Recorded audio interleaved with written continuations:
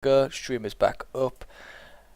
Just in case we missed anything, I want to go back to that sick play that Bowser Slave did with Badger. So okay, we're back to how it was about 20 seconds ago. I'm not sure what it was in your time, but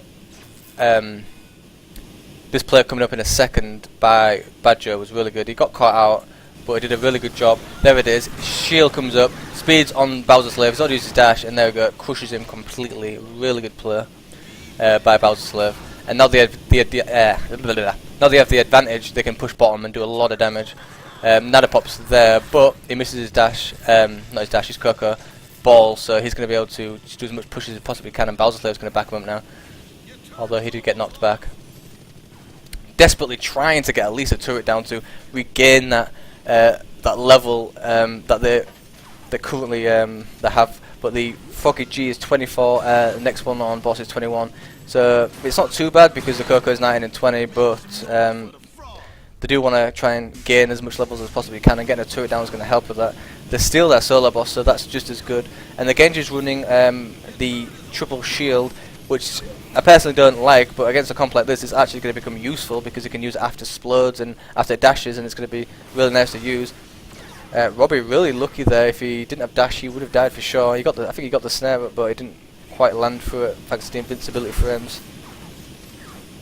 So it's now just going to be a footsie knocks game, and it's a really close game. This is for the the deciding game. Whoever wins this goes on to the next. I think it's the finals, and then it's to the grand final. So yeah, no one wants to really make any unnecessary plays, but that's what wins these kind of games, And I'm really looking forward to more plays with that slow combo. And here it comes out now. Malkino's going to get shredded, but Malkino's damage dealt off before the blueprints could really activate.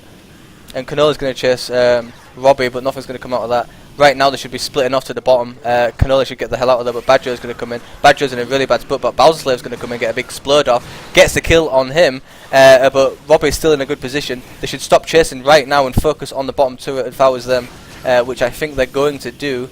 That's especially what Canola's going to do. That's what he has in mind. They should get a turret down here for sure. Two people down, they need to get turret. Even a split push would be nice. Sorry, one person down, but the Foggy G went back. They're not getting anything down right now. They should really push that bottom. It's not very good to just kind of leave that there. And he's going to get a really good combo, but Cannoli says, no, I'm going to fight you, and he nearly, maybe set up on that. But there we go, turret goes down, which is really good for Team Boss. They have definitely the biggest advantage right now. Badger just surviving that, thankfully for him. And he's going to be able to keep healing himself thanks to that Genji shield, but once he heals himself, then it's not going to be used for negating damage.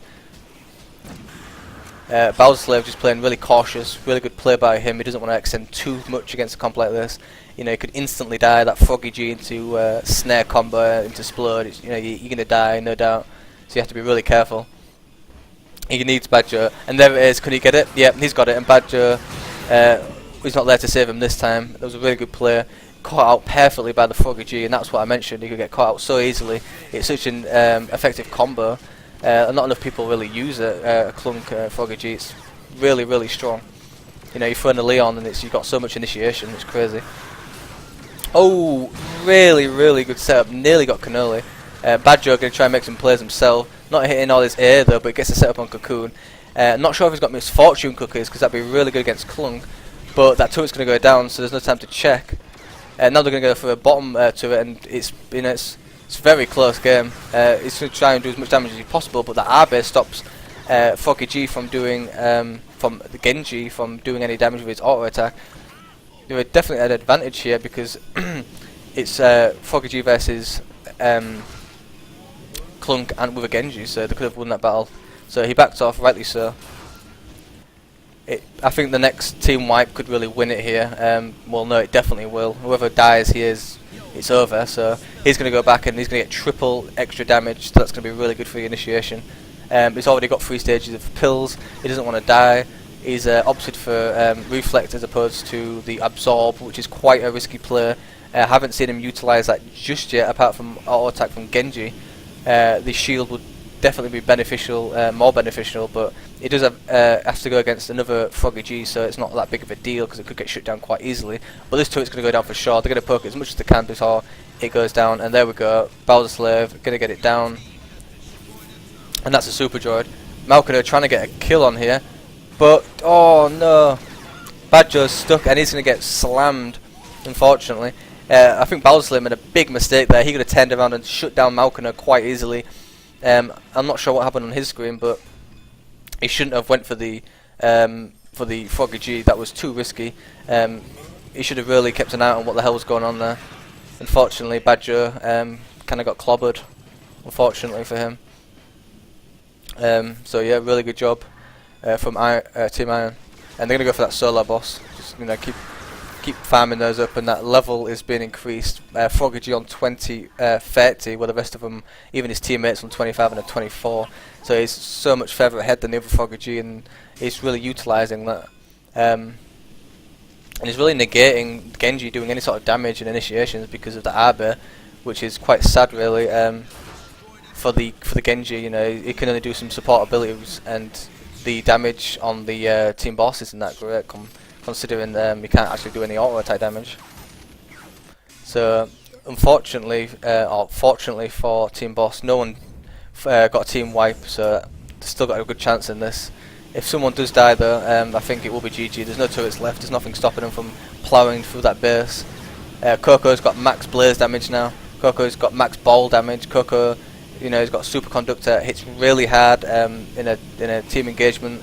I would focus down the Genji as much as I possibly could have if I was Coco, so we'll see if that happens.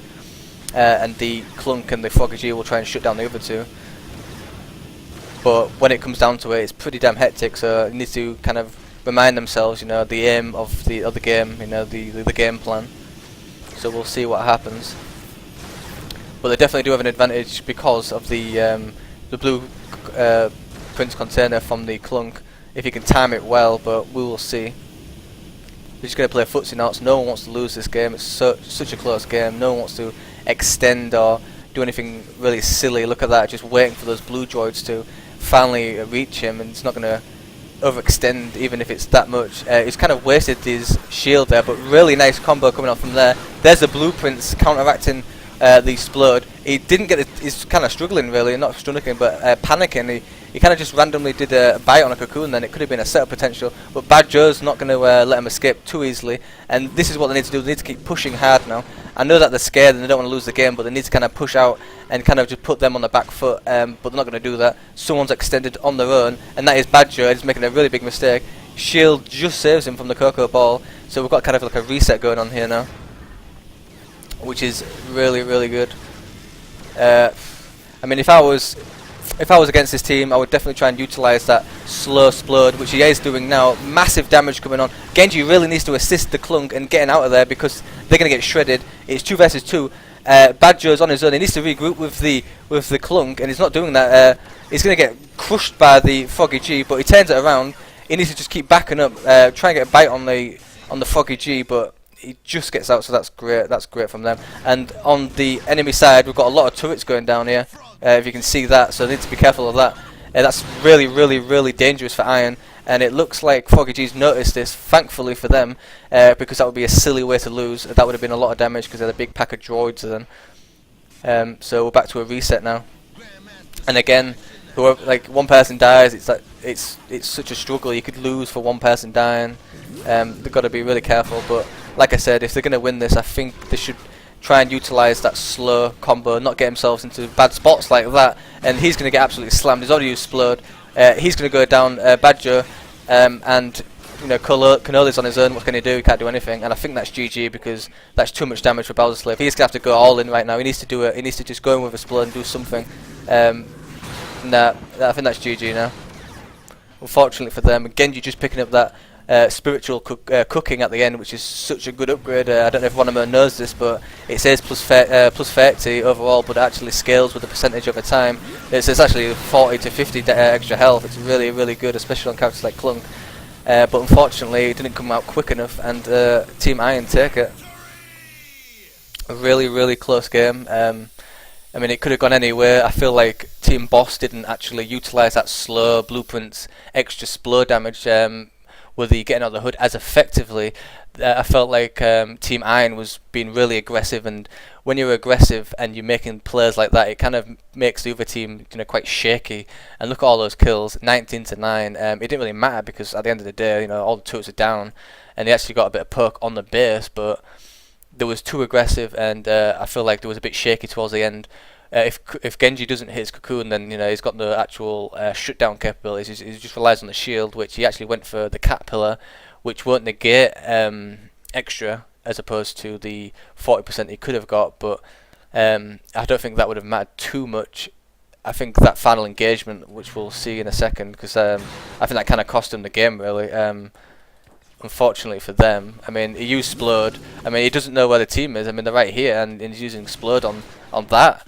And then, Bad Joe kind of just backs out away from him, which is fair enough, if you want to go for that, but don't back out from your team like that. And I feel like, that was just too big of a mistake. You don't really need the solo boss, you don't need to risk going for that. And they kind of just got shut down from that. And, Bad Joe on his own, like there, against Fokaji, he's not going to win that fight, and he's going to go down easily. Bowser Slave can't utilise his blueprints container anymore. Malkano is going to eat him for breakfast. And then we've got to split up here. You can't split up. You got to stick together, and everyone went separate ways. And I think, Bowser Slave could have done a lot better than. Unfortunately, made that big mistake, and it's just something that happens. You got to remember, you don't want to play too risky, especially when it was this tense. And unfortunately for them, that's how it panned out. So, GG from them. Both teams can eventually play each other again, so we'll see about that, because they might meet up in the grand finals, so they might have a chance to play each other again, so we will see. So yeah, really good game, really good teams from both of them, really good builds. I can't really knock the builds. They're really good play, really good predict from Bowser Slave. Getting that blueprints container was a really good choice, and that slow with the getting out of the hood, it's a really good combination, really good synergy. But ultimately they didn't play as good as Team Iron, so unfortunately for them, they get knocked down. I don't think I have any other games to cast. I think that was it. Let me double check just in case. I need to drink.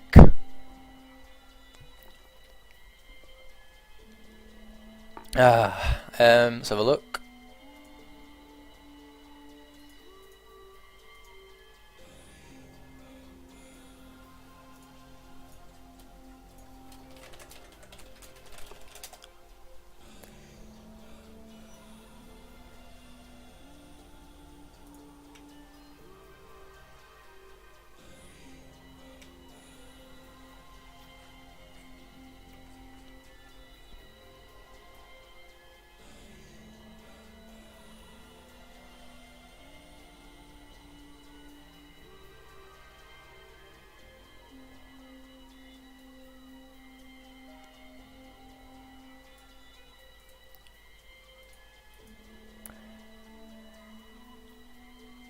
Yeah, I think that's all for today.